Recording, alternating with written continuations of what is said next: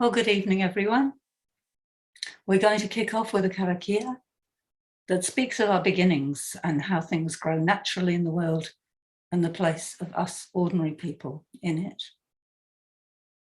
Ko te pu, te more, te weu, te aka, te rea.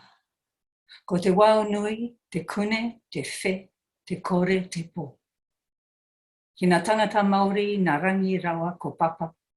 Tēnei te timatanga ki te ao. Tēnei te timatanga ki te ao.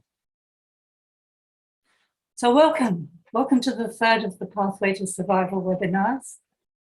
My name is Kath Sheldon and I'll be your host for this session with Mike Joy, who's going to be speaking on peak everything and asking a crucial question: what are food and energy futures?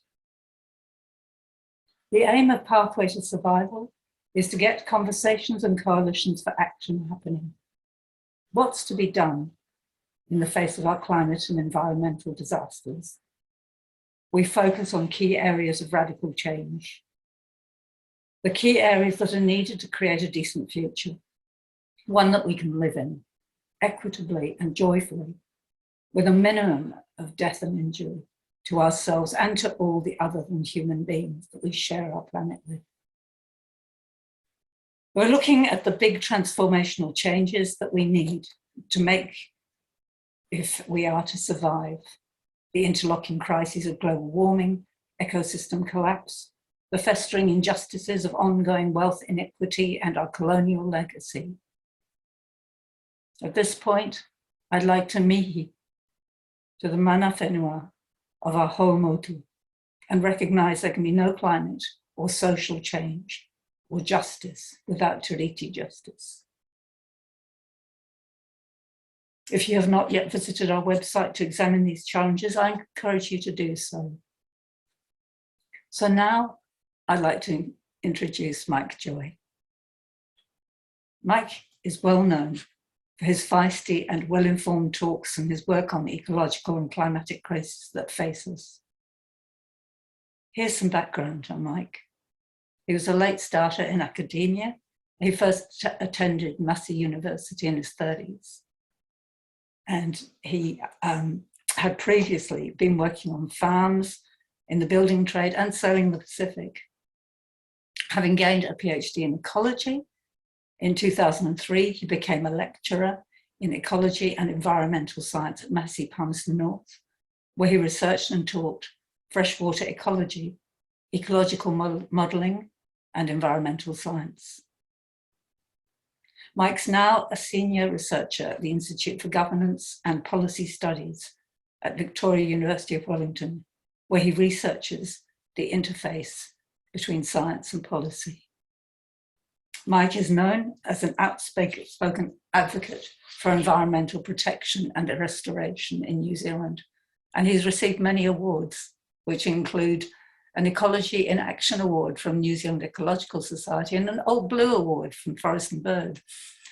In 2015, he received the inaugural Morgan Foundation River Voice Award, and in 2017, the inaugural NZ University's Critic and Conscience Award. So here's some housekeeping now about this session. As you can see, it's being recorded, and Mike will be talking for about an hour.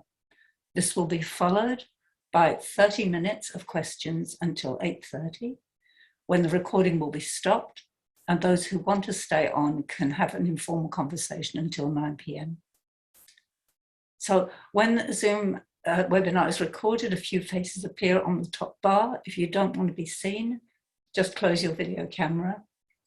Please use the chat for comments and questions. If you want Mike to answer, please prefix the question with a capital Q, which will help me find it amongst all the other chat. And if you can't find the chat box, just go to the bottom of your screen and find the 3 dots and I'll get you into it. So that's our housekeeping. Over to you now, Mike. Thanks very much, Kaz. I'll just share my screen so we can see my slides. It's always a tough decision trying to figure out, how much to include in a talk like this. And inevitably I kind of end up with too much. But I think it's probably better if I cover a lot of things and lightly, and then if people are interested, we can go into more detail in any of those particular things of interest. So apologies already for too much information, but over a broad kind of area, but we'll hopefully nail in. And I guess that I wanted to, I mean, you can, from what Kaz was saying about my background, people often wonder how you get from freshwater ecology to talking about the bigger issues like this. And I think maybe you'll see as the talk progresses how, well certainly for me, when I'm looking at something, I have to understand why it's happening. And so you just end up going bigger and bigger and bigger, trying to find what the cause is. Why do we do these things? What's the reasons and what's happening? So it just inevitably gets bigger and bigger. And having to teach environmental science, there's so much that, and it changes so fast. So I think this kind of background to the slide here, I think this, this picture from Mars looking at Earth and seeing this tiny little dot that is us, I think for most of the astronauts that have been out there, the realization hits them so hard that the Earth is just the Earth. There is no more. It has limits. I think that anyone who can see that can understand those limits. And this is not meant as a criticism of economists. Some of my best friends are economists, but they don't seem to be able to handle, or most of them don't seem to be able to accept that reality of limits. And that's kind of where I'm going to go with the talk. I mean, that's kind of the basis of it, but there are some other bigger messages in there as well. Kaz asked me to start with some positive stuff and with some solutions. And I thought back to what happened in the lockdown in 2019, I think it was, when we had our first lockdown. And almost immediately, many of us began to see a different way. I was amazed at the first time I can think of that the New Zealand government put people before business and kind of shut everything down. So I was pretty excited about it and pretty happy with what I was seeing around me. I know I'm very, very privileged in that, but I could see how the kids took over the streets and people walked and cars disappeared and planes stopped flying and just how much nicer things were. But I was asked by the New Zealand Herald Canvas magazine to write what would the world look like in 2021 if we had done the right things. And so I'm just going to give a little summary here of some of the things that I came up with for that magazine. I thought of this idea that a reinvigorated and resourced United Nations that focused only on ensuring a future for humanity, and that's the life supporting capacity of the planet. And their first decree would be that all military forces had to stop fighting wars on other shores and get back into supporting the drastic changes that are needed within each country. The things that we started to see here, but that pedestrians and cyclists would have priority over cars rather than this reverse that we've had as long as I can remember. I think a really important thing that we kind of miss is that at the moment, the greenhouse gas emissions and the energy costs and everything of the things we import get left with the country that produces them. And if they were loaded on to the products, things like cars, especially electric vehicles, would be way dearer than what they are at the moment. They're too cheap because we're not paying the costs. The costs are being left with the country that had them. And we could come up with ways of taxing, and there's all sorts of ways of doing this. And I don't want to get too much into that, but just we crazily privilege cars over everything else, and we need to change that. Public transport is free. Has to be powered by electricity, and it has to be green electricity. Banning cars in cities, just a whole bunch of things that we could do like that. I'm appalled that these property developers, and it's such a positive thing to call them developers, but they get to do this ground zero scraping off of all life before they start building houses on it. And there's so many consequences that come from that that are utterly unnecessary. That kind of ground zero is just because they get away with it, and we just let them get away with it. It should not happen. All houses should be oriented to the sun so they can be passively heated, and then insulation values should be way, way higher than what they are at the moment. All existing houses would have to undergo a refit to bring them up to that level, and all new ones would have to be at that level. I wouldn't allow any clear felling of forestry at all. All the steep land would have to be planted in native forest. We completely ban all fossil fuel derived fertilizer and pesticides and herbicides and those kind of things, and imported feed like palm kernel that we're the biggest importer in the world of. And but that would immediately reduce the stocking rates. We have artificially high stocking rates because of all this external stuff that we bring in. I'll go into more detail on this stuff, but this is just kind of giving a picture of what we could do and how easily we could do it. Agricultural emissions would dive as a result because we just wouldn't have that intensity, and it would just open up this movement to regenerative farming, because at the moment, and I'll give some examples of this, we heavily subsidize harmful practices on farms because we don't make them pay for the harm that they do, and so taking away that subsidy would mean that the good stuff would come straight through. I think that the first start that we could easily fix up is wetlands, and all we have to do is stop draining them. They're the easiest things in the world to reinstate because they'll reinstate themselves. And this would have big pluses for, the impacts of flooding that we're seeing all around the country, those kind of things, plus biodiversity and other gains from it as well.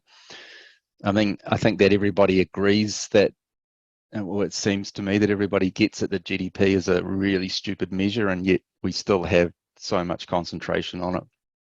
And I'd want it replaced by a genuine progress indicator, and a really comprehensive one that actually means what we want it to mean. And any businesses with negative environmental and social externalities would not be allowed, and that would revitalize local businesses and the sort of local trading. We could renationalize New Zealand Electricity Department. It's just so stupid to have it split up into all these private entities, something that we can't do without, at least for the basics in life. And that's just touching on the changes that we need, the kind of real transition, not the silly games that we play, banning shopping bags and drinking straws and things like that. This is real change that we need.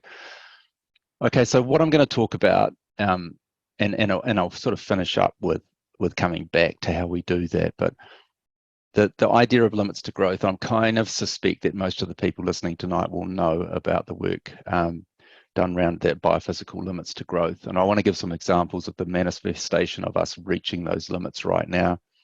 I want to kind of clean up some misunderstandings, or they're actually just self-delusions, I think. We delude ourselves, but we're helped by some pretty powerful campaigns to make us think that we can kind of mitigate this idea of net zero, that we can somehow keep doing what we're doing and magically, buy the right to do it.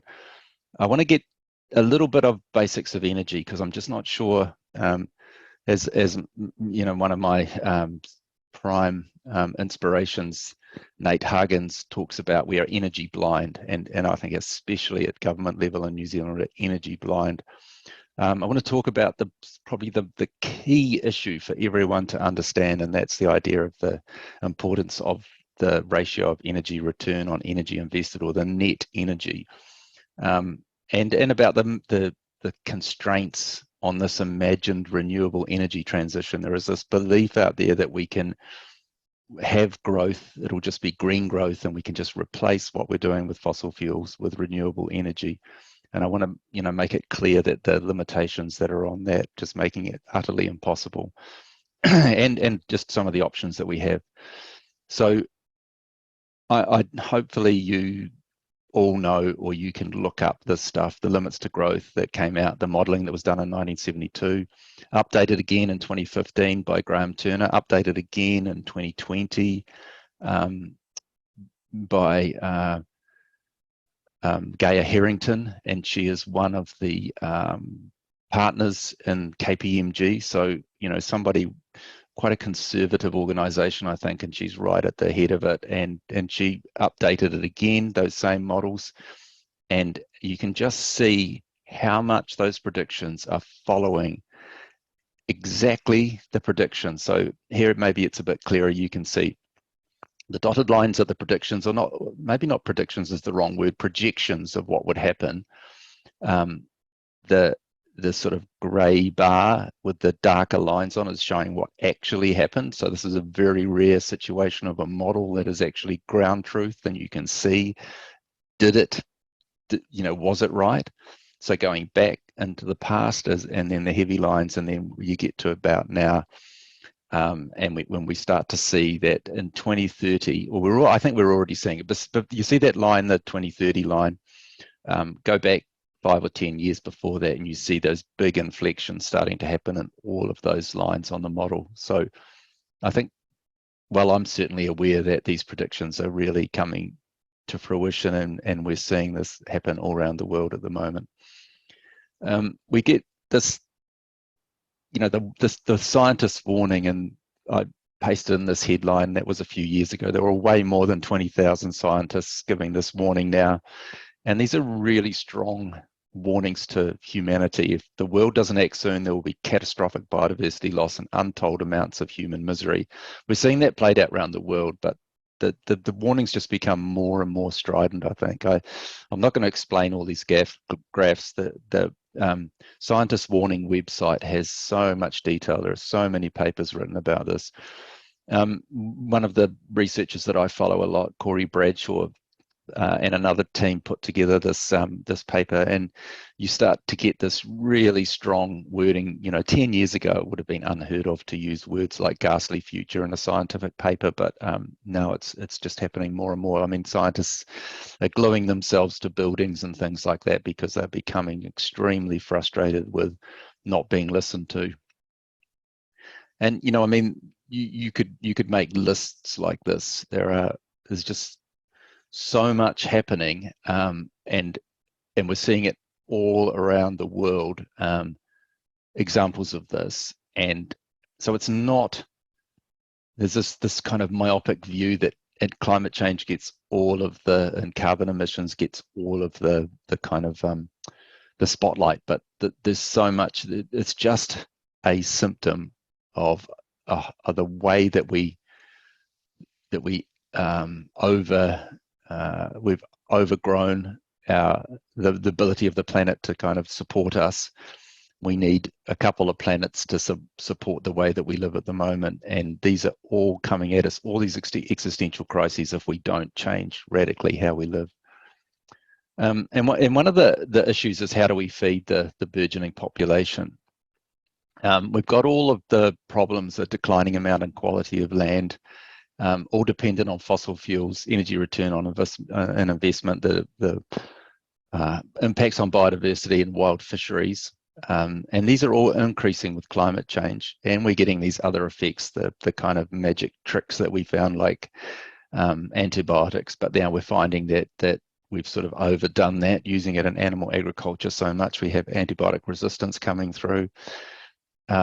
You know, one of the incredible issues is that we add another 80 million mouths to feed every single year, which means we need more and more food to feed those people. But we have this big imbalance where we have really, really overfed people and really underfed people, and a huge amount of wastage of food as well.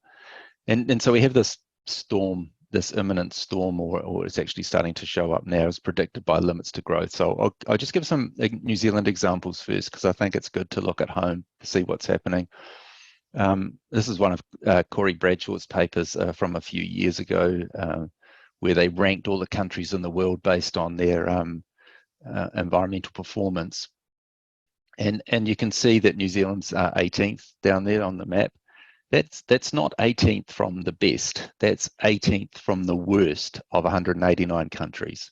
So on this environmental performance index, we're not in the top half. We're not in the top 3/4 even. We're in the bottom quarter of countries in the world when it comes to environmental performance. You can see that quite clearly here. This is the overshoot, New Zealand's overshoot there. April the 19th, we went into deficit from April the 19th. And look at the countries. We're right there with the worst countries in the world when it comes to our environmental footprint. And pretty much it's the wealthy countries that are there, but we'll come back to that. So you can see that from, that early on in the year, we lived within our planetary boundaries up until that point, and from then on, so right through, where are we around now, and beginning of September, and all of that time we've been in deficit. So we are not a good example, despite our clean green image, and maybe some New Zealanders believe that, and certainly some people overseas do, but we're far from being clean or green. Where I work in freshwater, I can give more specific examples, but 3/4 of our freshwater fish are on the threatened species list, plus our freshwater crayfish and kakahi, the freshwater mussel. So we are, and I can't find a country in the developed world that has such a high proportion of native fish on the threatened species list. 44% of our lakes are polluted, and that's just been confirmed after Lakes 380. So that was a 2010 paper that said that. Was just been confirmed again. 85% of the waterways and pasture catchments exceed nitrate guidelines, and more than half of the rivers are unsafe for swimming, so the pathogens. And you can see from that map there just where the problem places are. It's the heavily in the intensively farmed parts of New Zealand and the intensively peopled parts of New Zealand where we have the problem. You can see here's just another couple of maps showing the nitrate problem. All those red dots are the ones that are worsening. We've had a massive increase in nitrogen loads in rivers, and the big, especially in places like Canterbury. And to put this into global context, when it comes to nitrate in our rivers or nitrogen in our rivers, this plot here from a paper that we just published last year, showing the flux of nitrogen, the annual flux of nitrogen in a bunch of rivers around the world. And you can see the New Zealand ones in the greeny bars, and a couple from Canterbury that are not as bad as the Yangtze in the yellow, but certainly worse than the Mississippi, for example, and the Thames. This is, and the sort of background level is with that blue line there. That's how much we've exceeded that. And we have a massive increase in emissions from the application of nitrogen fertilizer and the urine that results from the extra stocking that we have there. So a 1300% increase in nitrous oxide emissions, and nitrous oxide is a way more warming potential than carbon. Since 1990s, 662% increase in fertilizer use, and we have problems showing up all over the place with that, and quite clear acceptance or realization that what is driving that freshwater problems is the intensity of farming, the high densities of livestock, and the only way we have those high densities is because we put lots and lots of fertilizer on, and we get that. We also bring in that palm kernel as well. So we're driving this problem using nitrogen fertilizer. And it's having not just ecosystem health effects and not just affecting fisheries and lakes and estuaries. It's also showing up now as a problem in drinking water. So, this country that's so known for its availability of fresh water, and we're destroying that every day with nitrate contamination. So turns out that there are a whole lot of recent research showing a relationship between nitrate in drinking water and birth defects, and cancer of the colon and thyroid and kidney and bladder. And some research that we did and published last year or the year before, 800,000 New Zealanders. So we managed to get data on 4 million New Zealanders. 800,000 of them have nitrate levels above 1 milligram. The background level, just to kind of put it into context as well, less than 0.25 milligrams before we started messing with it. So 800,000 above 1 milligram, which is shown in a bunch of other studies around the world to be associated with an increased risk of colon cancer. And just to put it into, the thing is that people, and this goes for a whole lot of things, so we think that we've got a problem, or we realize that we've got a problem and we need to do something about it. And so then the agency's response or the government response is to, reduce it. And so, for example, in Canterbury, where we did this study, to bring it back to a level where there is healthy water, or at least not increasing our risk of getting colorectal cancer, and safe for the life that lives in our rivers and lakes and groundwater in Canterbury, we have 12 to 20 times, we need 12 to 20 times more rainfall to dilute that pollution. So it's not just a few percent or 20%, it's more like 95% reduction that we would have in farming intensity to have safe rivers there. So just so many times more than the sort of numbers that the government, local and central, are talking about.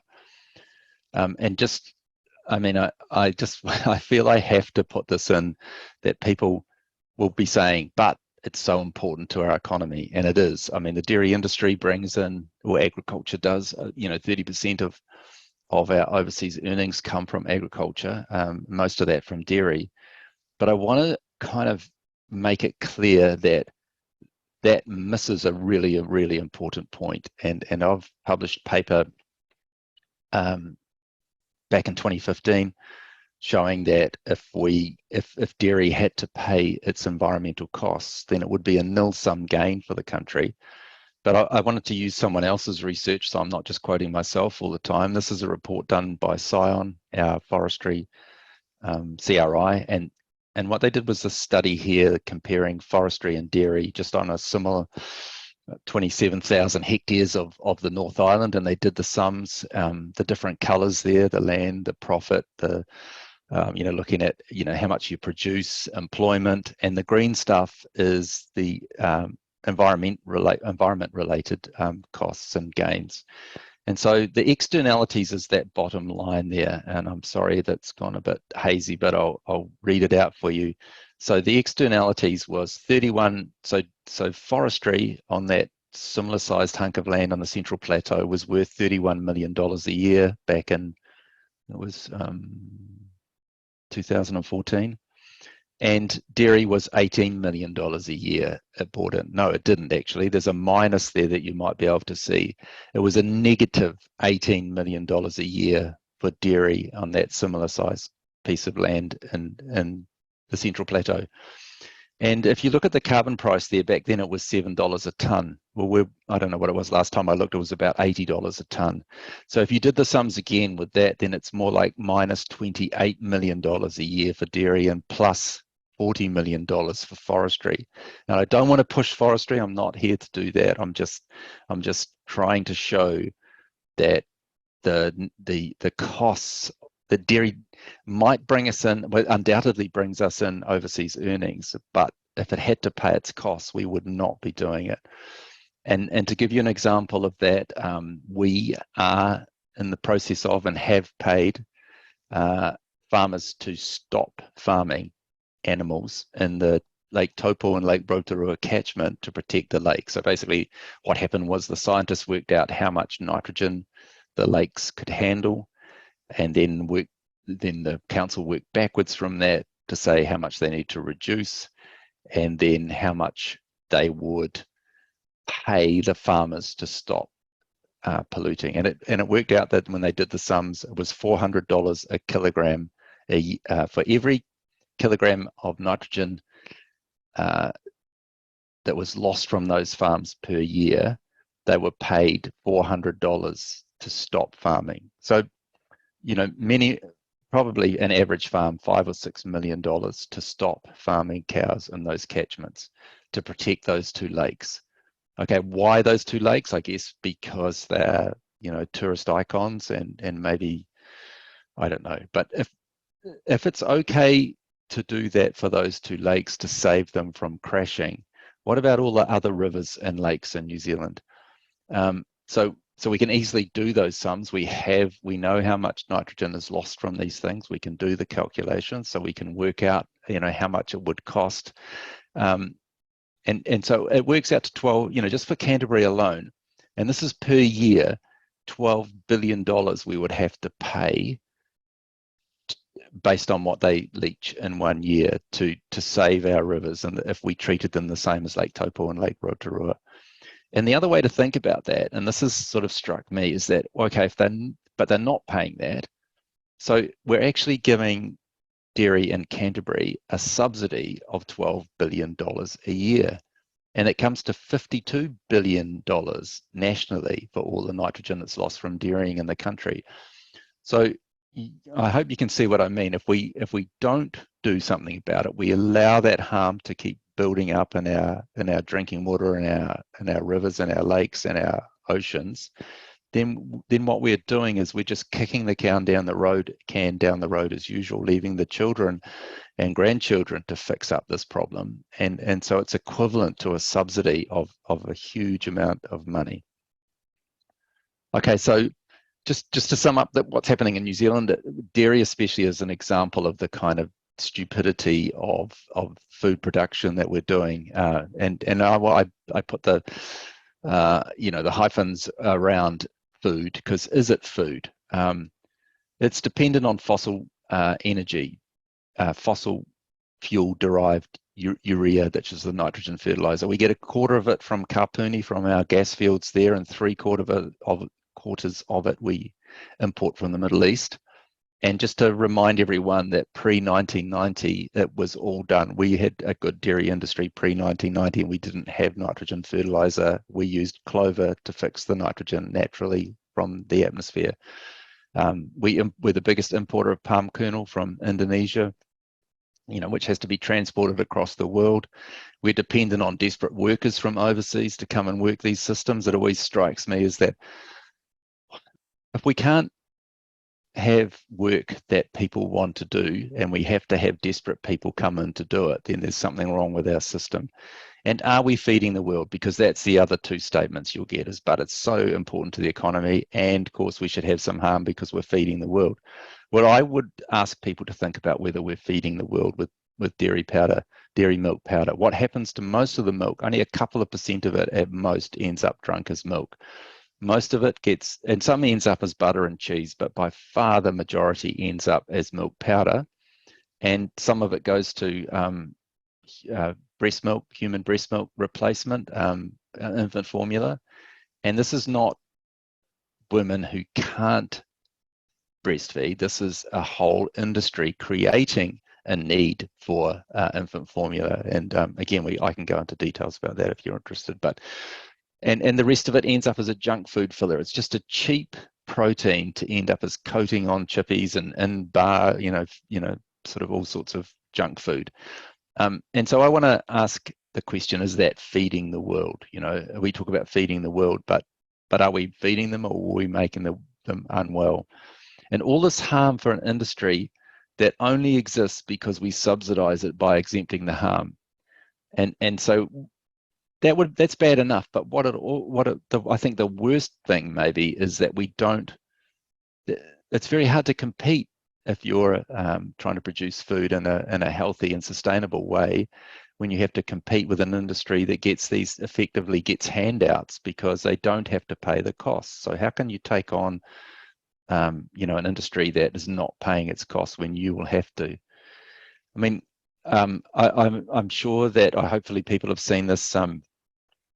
The sort of plot on the left there, which is the boundaries, the planetary boundaries work that Johan Rockström's been working on in Scandinavia, and we have this little green circle in the middle, which is the safe operating space, and all of these blowouts, these kind of biogeochemical flows. You can see nitrogen and phosphorus down the bottom there.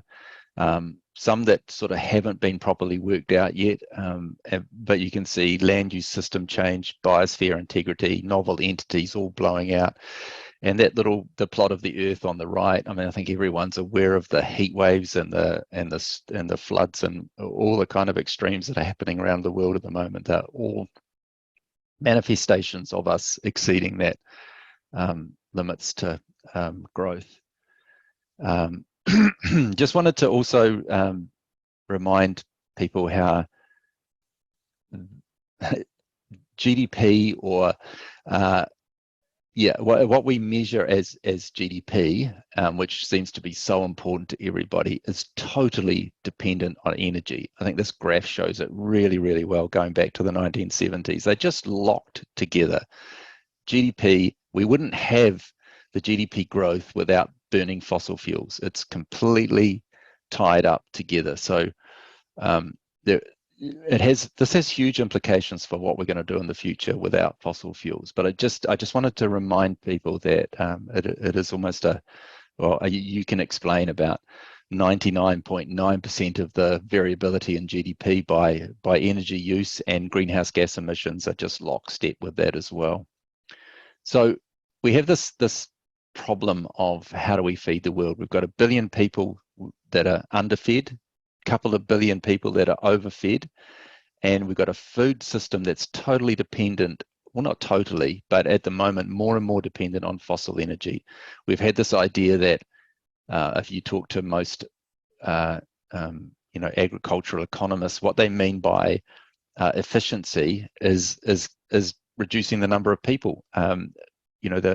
The bigger farms, bigger machines, less and less people. And we've had this through this process now where this crazy situations happened where it takes 10 to 33 units of fossil energy to plow, to plant, to harvest, to transport, refine, package, store, refrigerate, and deliver 1 unit of energy in food. It's so energy negative, it's unbelievable. It's just incredible that it's exactly the reverse of how it was before industrial agriculture. I mean, and this is going to lead into this energy return on investment. But up until industrialization, there had to be a positive return.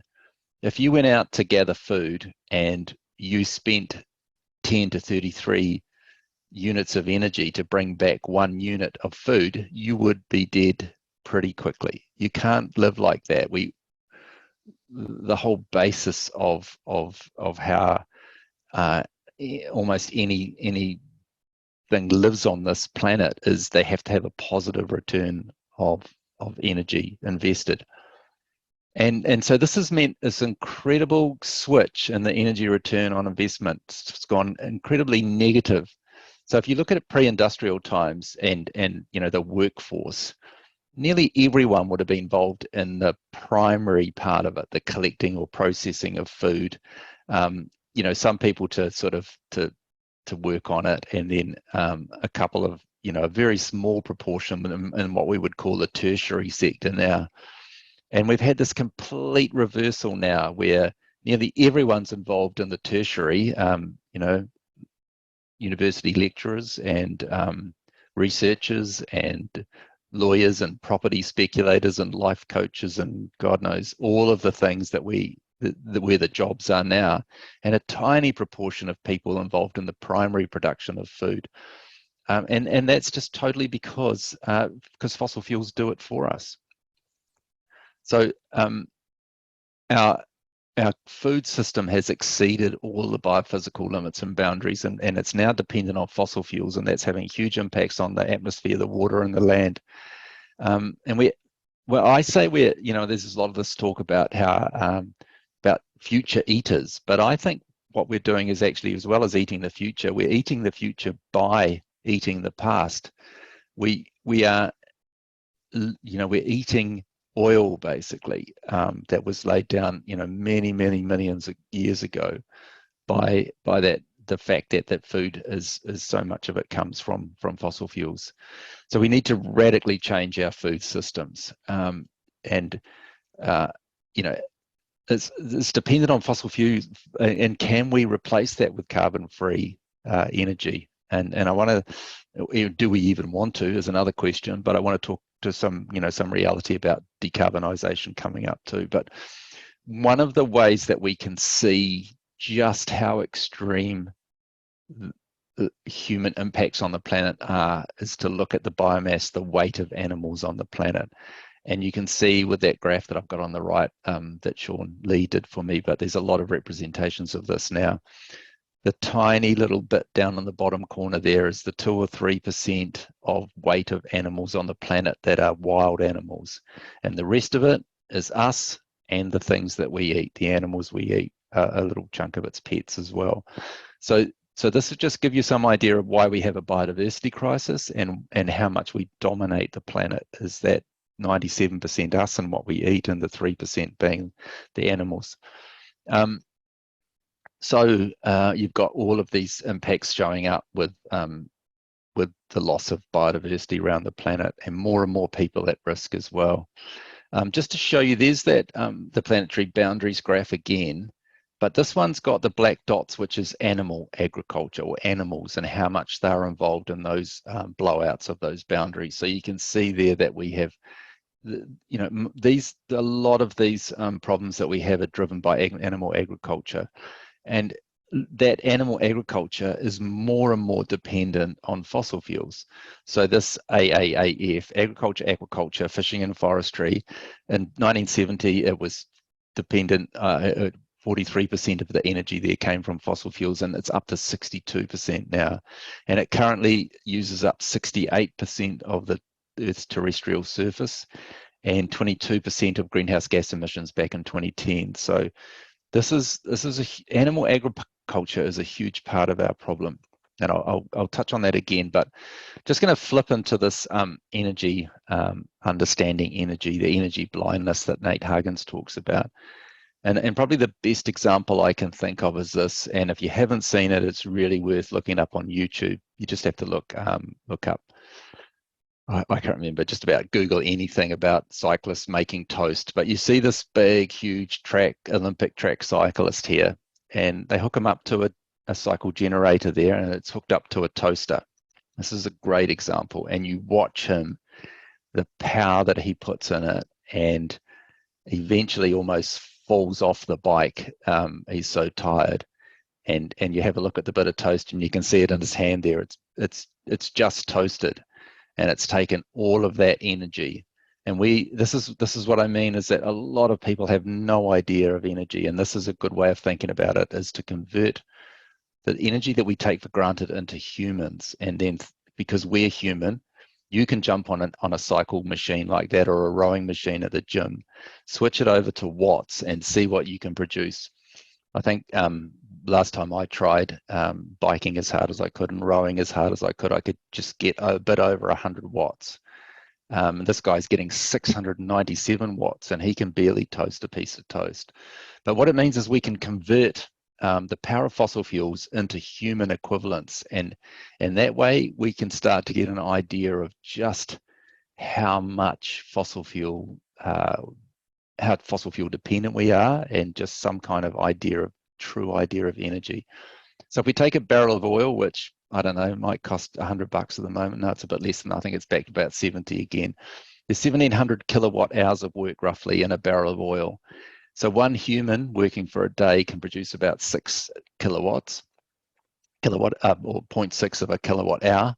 So there's somewhere like 7 years of human work equivalent in that barrel of oil. After we do all the conversion losses and heat losses, about 4 years. Just think about 4 years worth of human work in a barrel of oil. And if you work out how much you pay for that oil, and then work out how much you'd be paying the slave that you get for 4 years for the price of that barrel, it works out to less than 1 cent an hour. And it makes up so much of our economy, and we don't even think about the fact, and most economists don't ever take this into account, that we have all these. Take a tank full of petrol in your car. That's equivalent to a human working for 4 years. If you wanted to power your little car, it's equivalent to 184 people running around pushing your car down the road. And so this idea came up, and a few people have thought about this, but I find it a really good way to think about energy as a slave. And so for the average in the West person, we have at least 150 slaves working for us full time, 24/7. We don't have to, we're even richer than any emperor in the past with slaves because we don't have to feed them or we don't have to house them. They just keep working for us for nothing. And we just take this for granted. So in 2018, the global economy ran on 17 trillion watts of energy.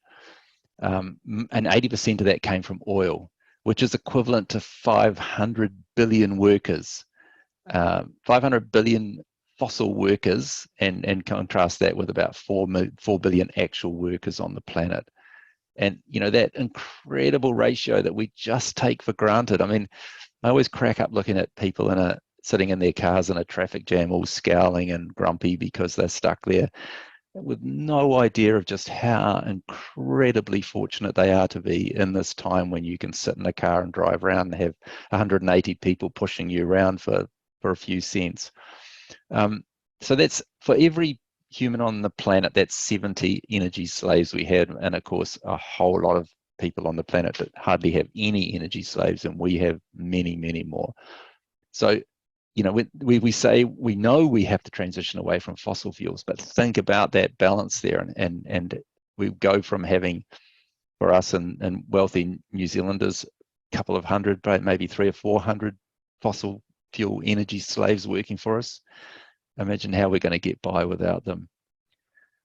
I didn't want to kind of jump into attacking Jacinda, but she said that climate change was our nuclear moment when she got into power, but we seem to have forgotten about the limits to growth. And we have this idea, and I hate being referred to as I feel like I'm an environmentalist, but people saying, oh, environmentalists want to have all these solar panels and all these electric cars and all that kind of thing.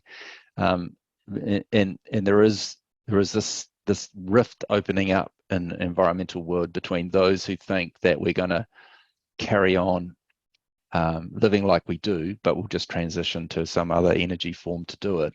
And I was definitely one of those people, thought that all we needed to do was just stop burning fossil fuels and we'll have this great economy building all these alternatives. But the deeper and deeper I looked into it, the more I realized the impossibility of that. And I think that, just to try and get across what I mean, and I've been meaning to write about this. I love trees. I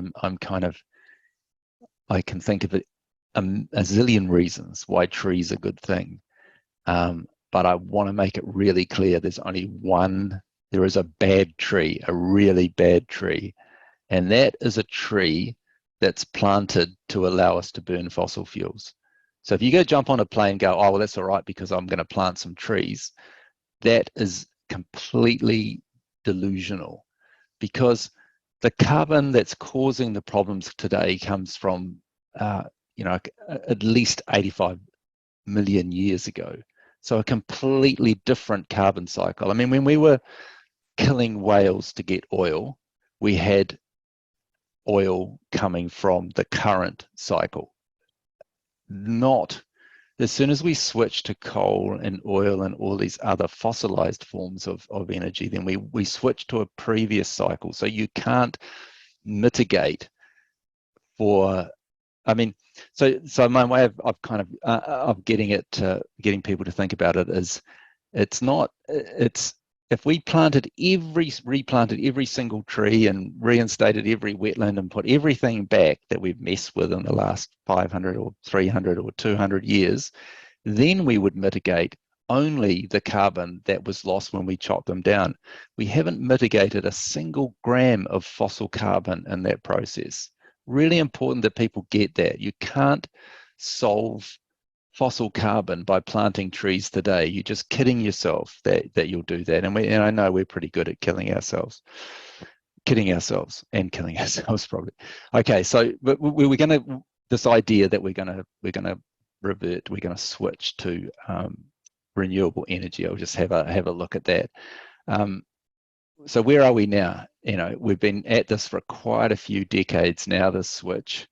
But despite all of the headlines and all of the stuff that you see around the world, the wind turbines and the solar panels and all the great stuff that's going up, we are still no closer. The proportion of renewable energy has not changed over that time. As fast as we add solar panels and wind turbines and everything else, we add energy use.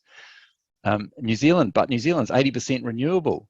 No, it's not. This is such a false belief here. It's 28% renewable energy. It's 80% electricity is renewable, but electricity is only a small proportion of our total energy use. So I found the figures the other day, and a report just came out a couple of days ago. 28% of our total energy use is renewable.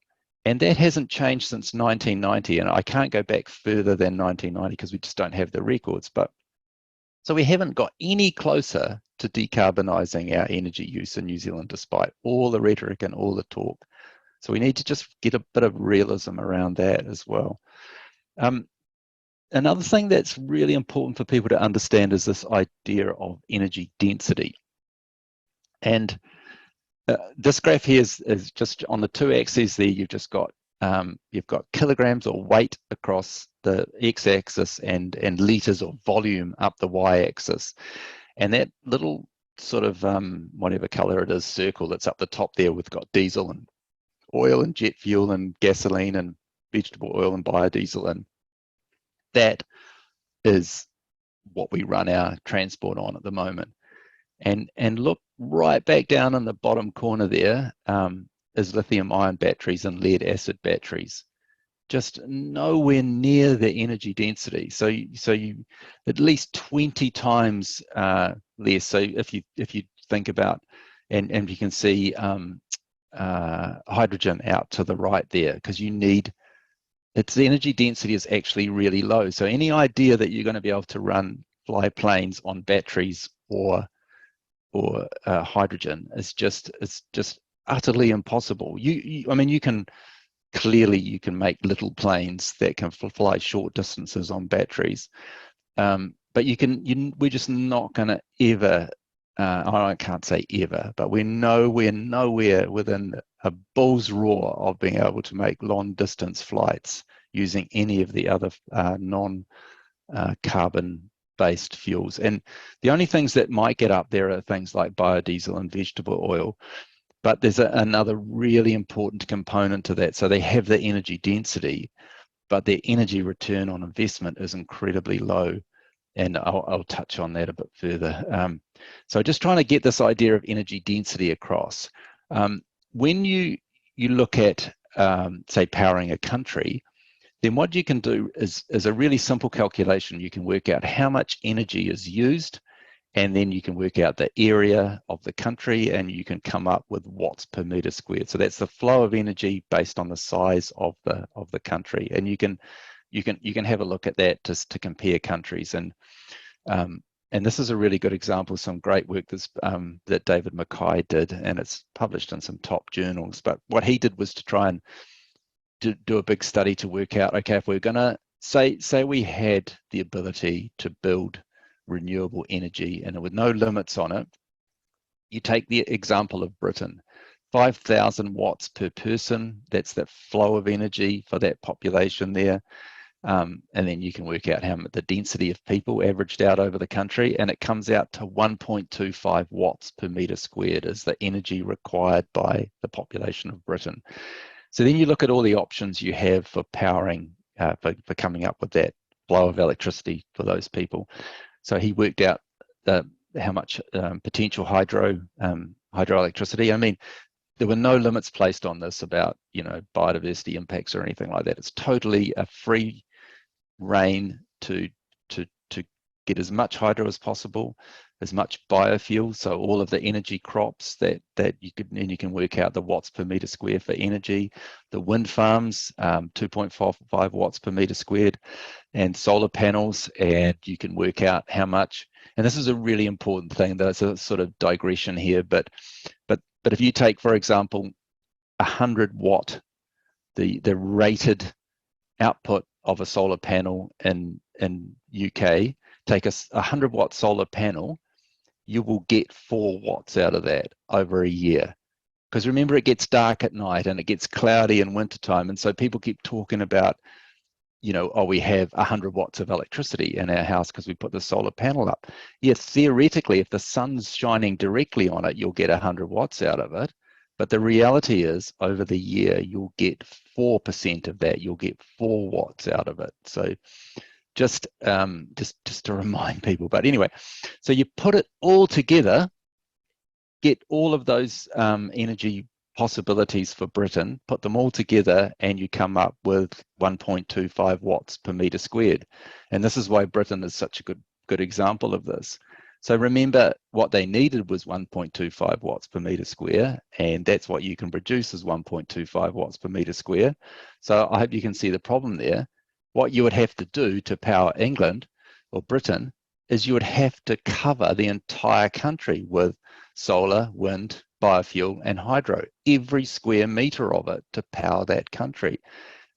He's done it on a global scale. Sorry, I don't have the slide here, but for example, Singapore, you would need 60 Singapore's worth of land area to power Singapore. Continental USA, you would need about half of continental USA would have to be utterly covered in solar panels and all these things. And if you think then about the availability of materials to do that and the construction and all of the other things that would go with it, you start to get some understanding.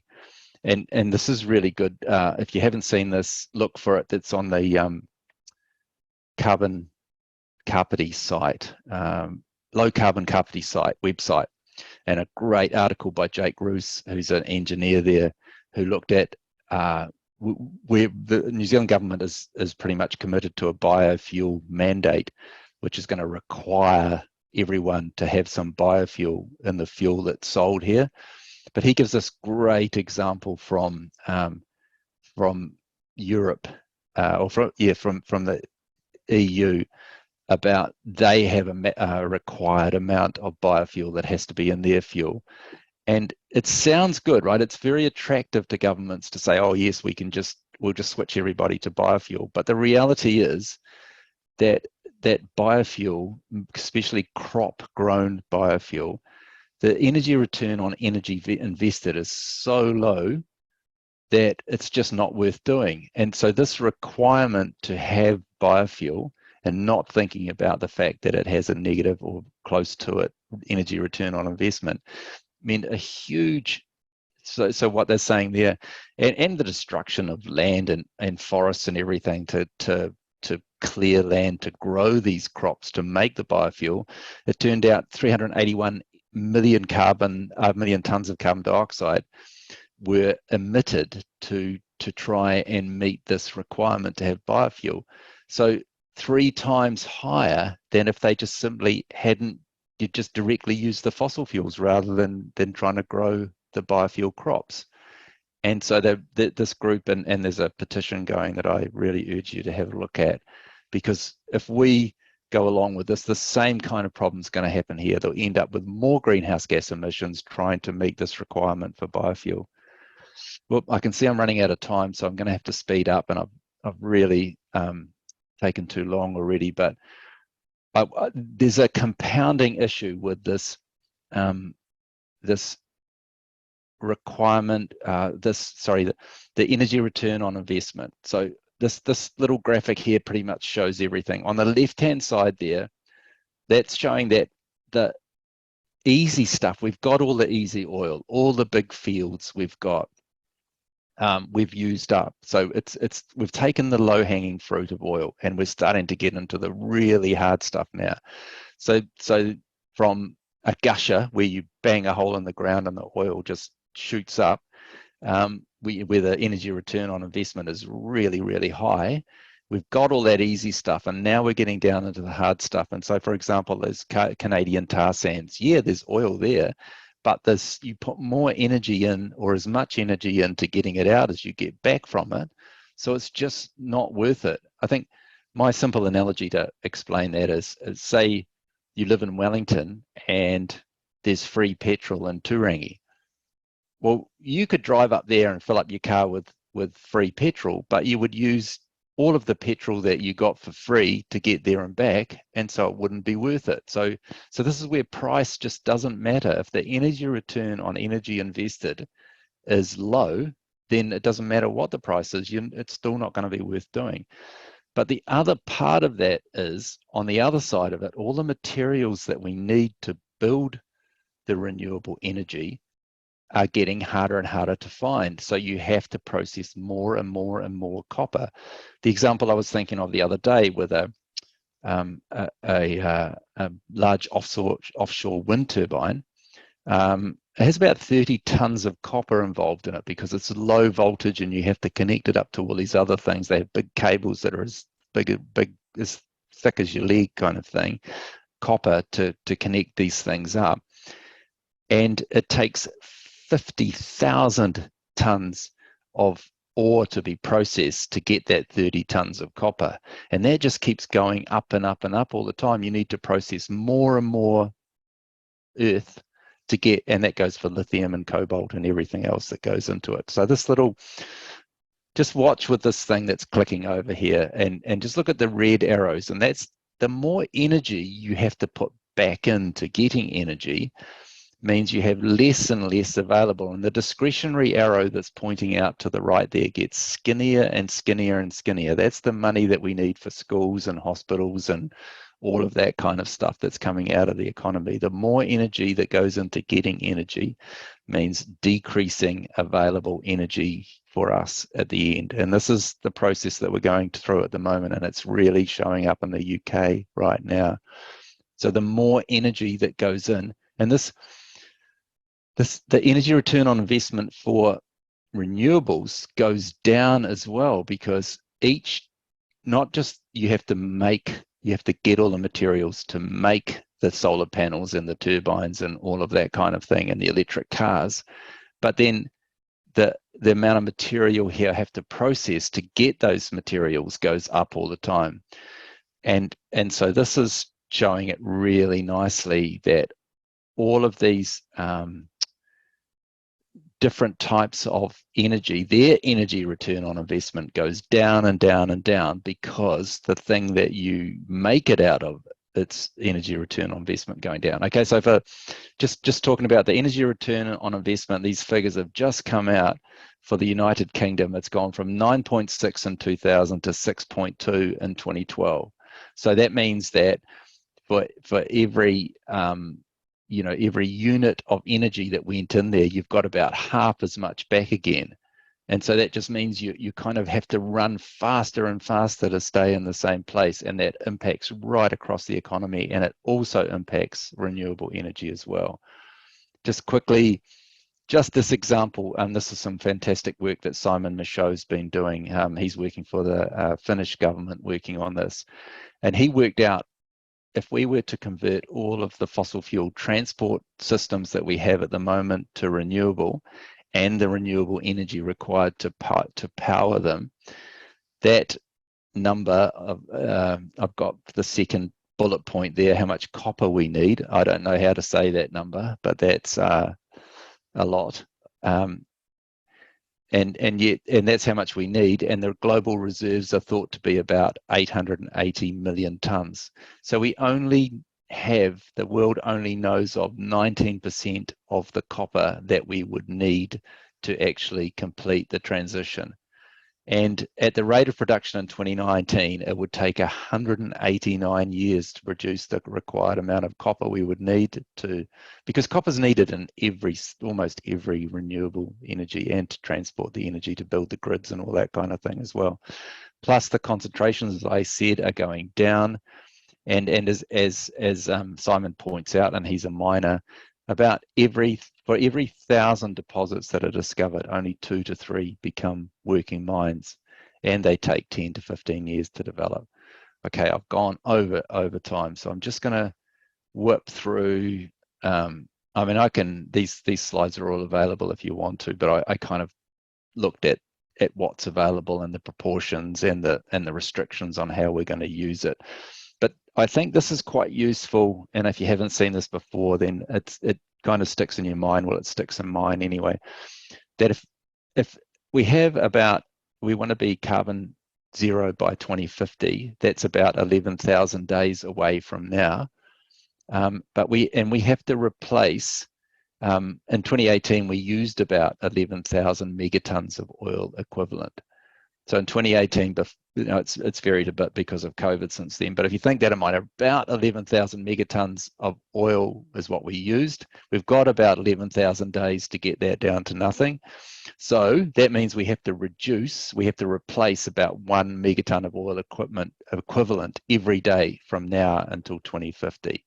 So to do that, this is to just put into kind of reality. Whoops, sorry, I was just trying to drag that picture out of the way. We basically need to build 1,500 wind turbines and install them and connect them up every day for the next 11,000 days to be able to do it. Or we could build, or maybe we could do that one day and then the other day we put in a nuclear power plant, a large nuclear power plant every day from now until 2050. That's how utterly impossible it is to do that. And that's why, kind of just to cut to the chase here, we cannot do it. We have to be leading our thinking with, we have to have a massive reduction. And I'm going to skip through here and remind people that we are the problem. I mean, I'm assuming that most of the people that are watching this are probably similar to me in a way, that I would have a net worth, if I sold up everything tonight, of around at least $150,000. I suspect a lot of people watching tonight will be. That puts you, us, me, in the top 10% of people on the planet. And the top 10% of people of affluence on the planet are responsible for 50% of the greenhouse gas emissions. Actually, and I talked to Max Rashbrook about this the other day, about half of New Zealanders are in that top 10% with that net worth. So about half of us in New Zealand are responsible for 50% of the greenhouse gas emissions on the planet. And I suspect quite a large chunk of New Zealanders with house prices the way they are would be worth 1.4 million. And that puts you in the top 1%. So when people start talking about, oh, it's the 1%ers that are a problem, well, there's a lot of New Zealanders and maybe some of us watching tonight that are in that band. And because I'm running out of time, I wanted to go back to that food and agriculture New Zealand thing. And I already touched on this, but it's crucial that we level that playing field. At the moment, it's massively tilted in favour of industrial agriculture, has huge impacts on us and the environment and our health. And we need to level that playing field to have a hope of having some kind of positive gain that comes from that. I mean, I can come back to this stuff. There's a whole lot of ways we could be doing this better. This is one of our problems, is that we're sort of this myopic view of carbon emissions, and we're only looking at that, and we're missing all these other things, and not seeing that climate change is just one of the symptoms of the way we live. And I thought this little quote from Tom Murphy, and it's really worth having a look if you haven't found him. This kind of comparison to all the earth and all its organisms, our minuscule annual economy is like the flea on a dog, yet all our decisions are about maximizing short-term gain for the flea, as if it's all that matters. Without the dog, the flea loses any worth that it presumed that it had. And I think that pretty much sums up the way that we put the economy before everything else, and yet it's so unimportant in the bigger scheme of things. But I definitely went over time, and I apologize for that, but we can go back. Hopefully we've got a bit of time, 20 minutes for questions, and we can touch on some of those things. Sorry about that, Kaz. So, okay. Hey, thanks ever so much. And I can totally understand that you're out of time because there's such a lot to talk about. So let me just check. I am unmuted, indeed. And I've already got some questions lined up. Right. I would really have liked to have seen more of those last slides. Yeah, well, I mean, I can share this with you if you want, and you can sure, and make it available. Yeah. Great. And somebody did ask in the questions about the availability of the slides. And yeah, of course, we're recording this so people can go back into the recording and find that way. But if you can share them otherwise, that would be fabulous as well. Just to remind everyone, the way the questions go is you put a question in the chat, you put a Q next to it, and that way I know what it is. And I've got about 3 questions already lined up, so I'll just start with the one I've got here, which is where and how might people in Aotearoa live and work in a possible restorative future? Do you see a lot of people moving out of the big cities to more rural areas as part of a good way forward? Yeah, I think that's inevitable. I think that, you know, cities are incredibly unsustainable things. They require huge amounts of energy. I mean, I know there are efficiencies with having lots of people in one place, like, you know, like we have in a city, but in the short term, you can make that kind of, but it's still so dependent. And that, you know, that stuff I touched on about how we have to get that balance back to being a positive return on energy that goes into producing food. We can't have, you know, once we get away from fossil fuels in our food, then we're going to have to work harder. We're going to have to put more effort into getting it. We won't have all the slaves doing the work for us. But then again, there's a lot of efficiencies in not shifting food all around the world and all that kind of thing. I mean, we waste a huge amount of that energy, and you know, so we can have, I don't know, stupid food out of season and all that kind of stuff, all this, and the food wastage that we have at the moment. So getting right away from that will make it. But I suspect that the real skills that we need and the way that we need to live will be, you know, how to build houses, how to grow food, how to survive without huge amounts of energy will be our challenge going into the future. Yeah, I'm reminded by your analogy with slaves that people screamed and said, "Oh, we can't live without slaves." Yes, exactly. Yeah. That's such a good example that I keep wanting to use again. Yeah. It was going to be the end of the world if we didn't have slaves, wasn't it? That's right. Yeah, that was worth thinking about. Okay, a question that's quite practical in terms of New Zealand politics. Which ministers do we need to lobby to have this analysis heard and acted upon? Yeah, I mean, that was one of the slides that I wanted to touch upon, but this kind of reality is that I can't see, I mean, any government, any politician who talked about this kind of reality would have a very limited life. I mean, I'll just give you a little example of a friend who was the mayor of Kapiti a few years ago. And she went out on a limb, or well, I don't know if out on a limb's the right thing, but she decided that, you know, Kapiti had a big problem with running out of water, big growth in people and not enough water to give them. So she put in, was leading the charge to have water metering. So we all have water meters on the Kapiti coast, and we pay for our usage of water. Now that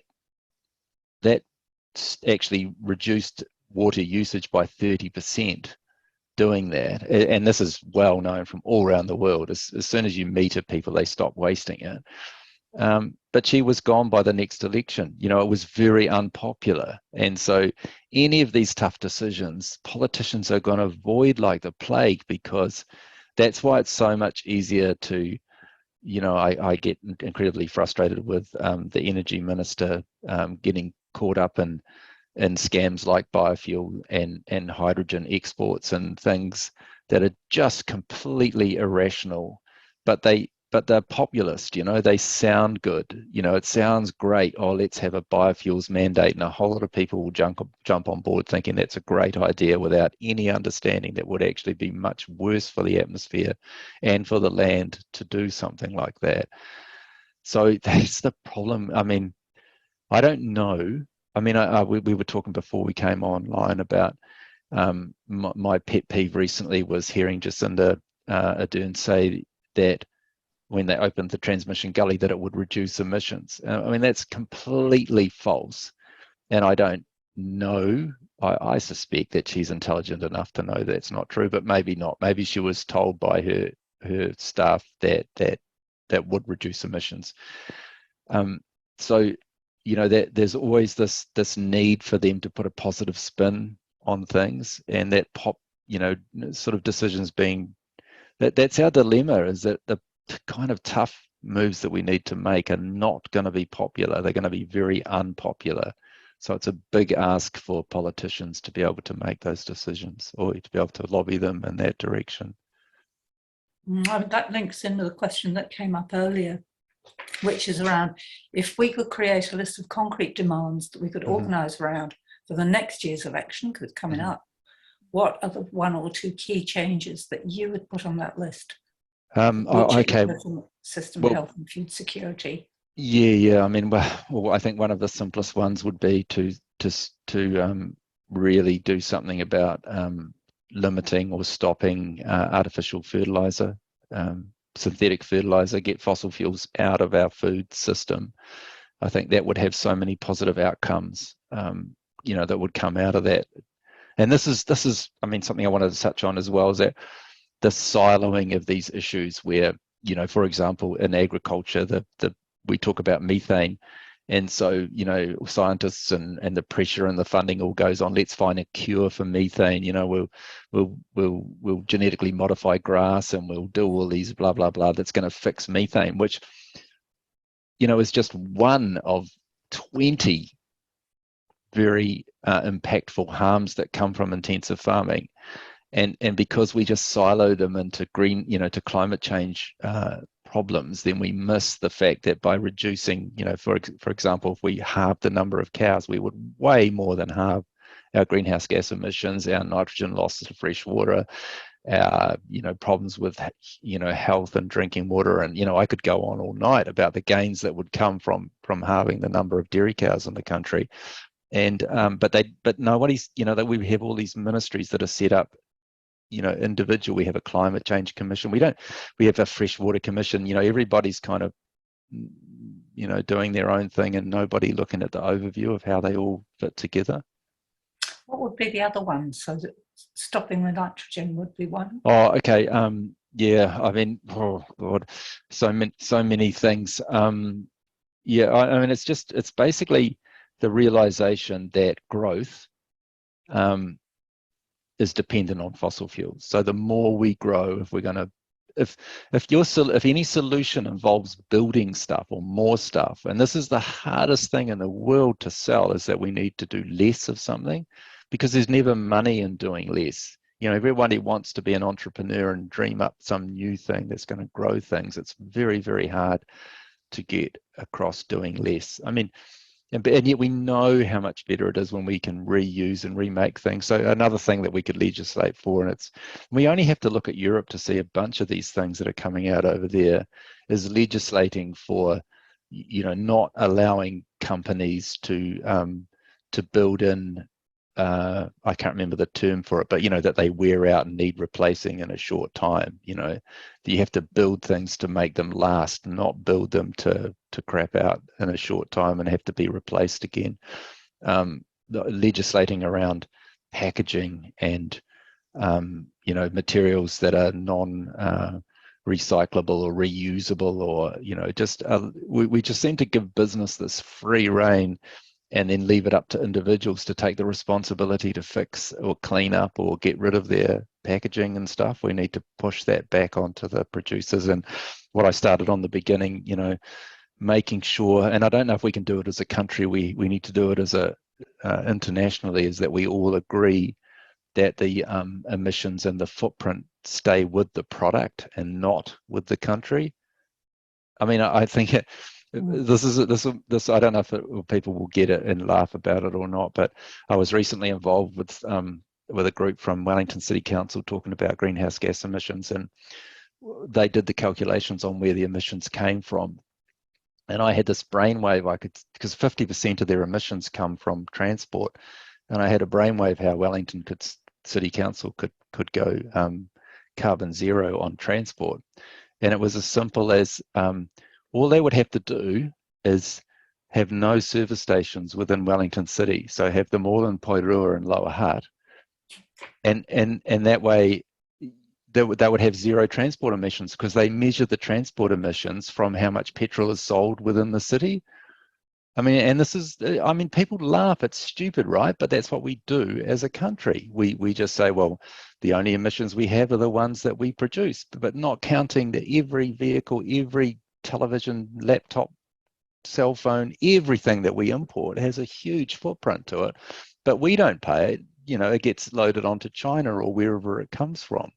And so that kind of getting some reality around it, and because then the kind of the cell phone and the laptop and the EV and would be a hell of a lot more expensive, and we wouldn't be as wasteful as we are with them now. You know, just thinking that we can, oh, don't worry about it, we'll just buy a new one. You know, that's that kind of, you know, I mean, there's just Okay, you know, any number of ways of doing it.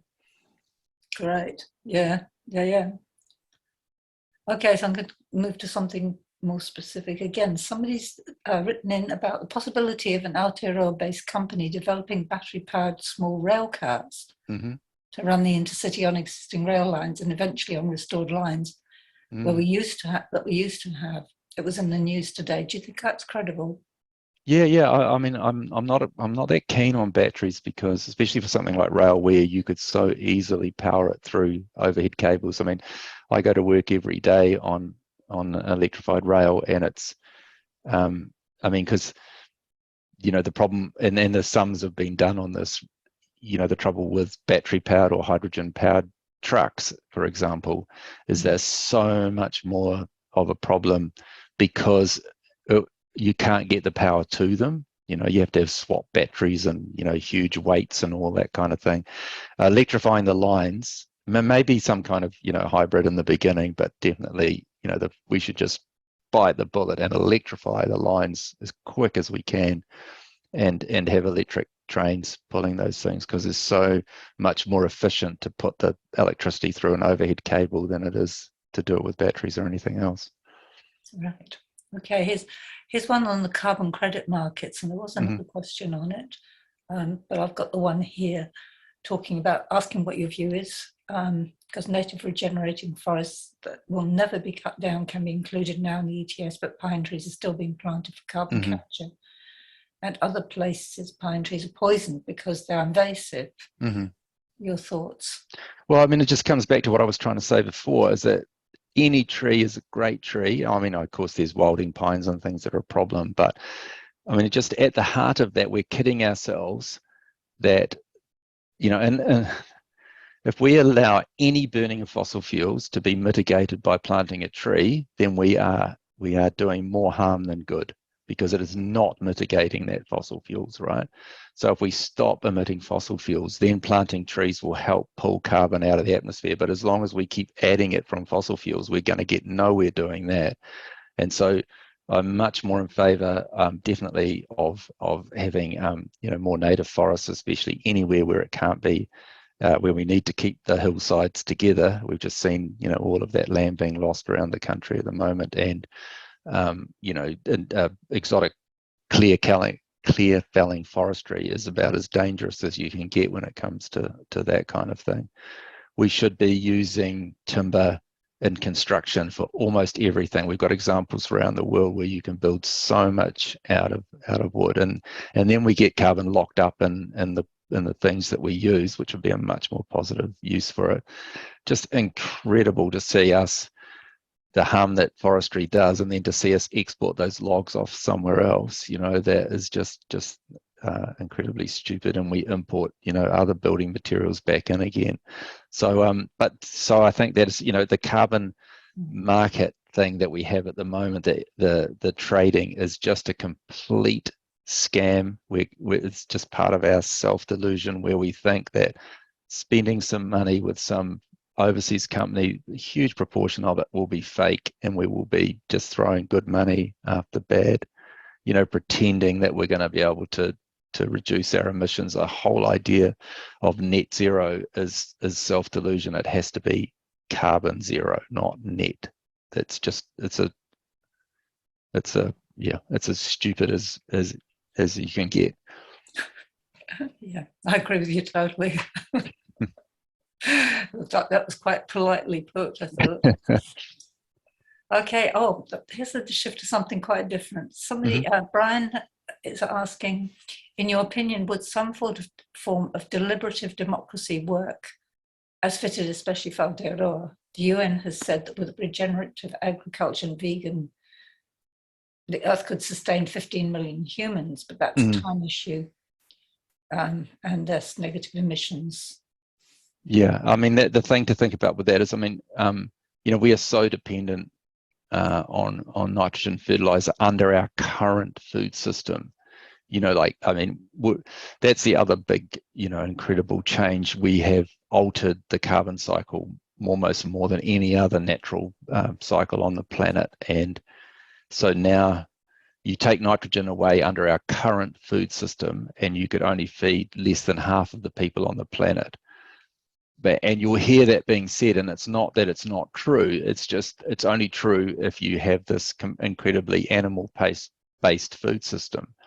If at the same time as you take away the nitrogen fertilizer, you take away most of the animals out of our food system, then you can have much more you know, energy and food available through that system. So we just need to redesign it. And so the regenerative farming and the, you know, much more in the way swinging towards permaculture, then there are so many advantages to come from that, you know, including, you know, what it's like to live on the land and what it's like to be in places when they're not just big monocultures of grass or, you know, trees or what. I've just driven down to Napier and see these monocultures of these industrial orchards that are, you know, that sure they're horticulture, but their harm and their energy requirements are huge compared to, you know, if you looked at it on a permaculture situation. And they're horrible places to be,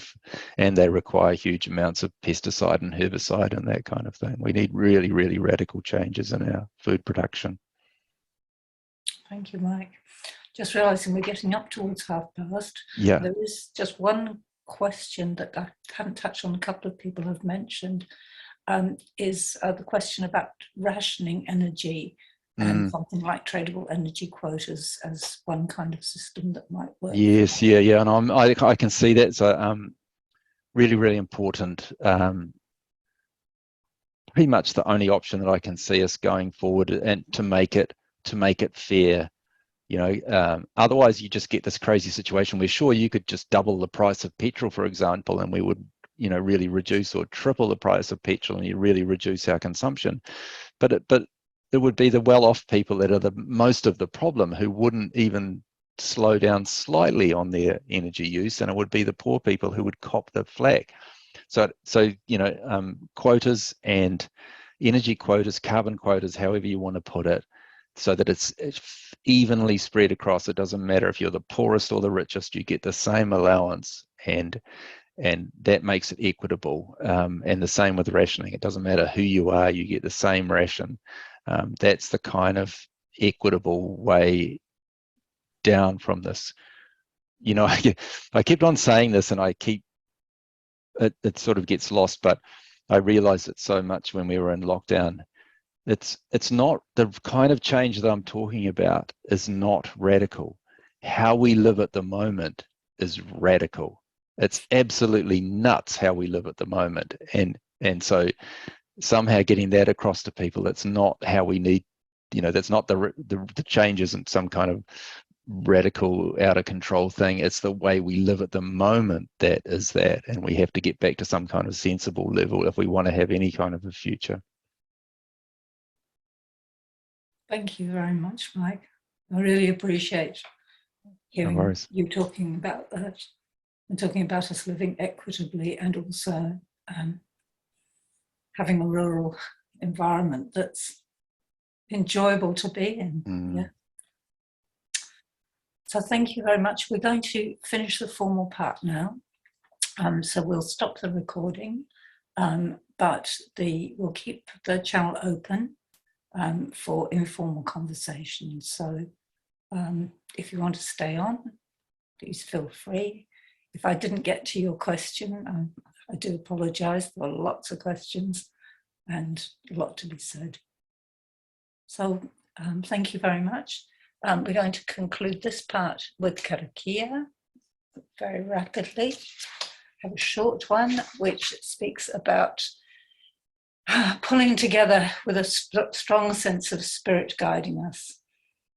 So this is unuhia, unuhia. Unuhia ki te uru tapu nui, ki te wātea, kia mama, te nakau, te tinana, te wairua, te ara, takata. Koiara te rongo.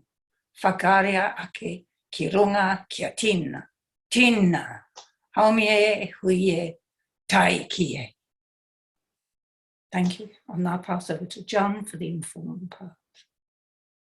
Thanks a lot, Mike, and thank you.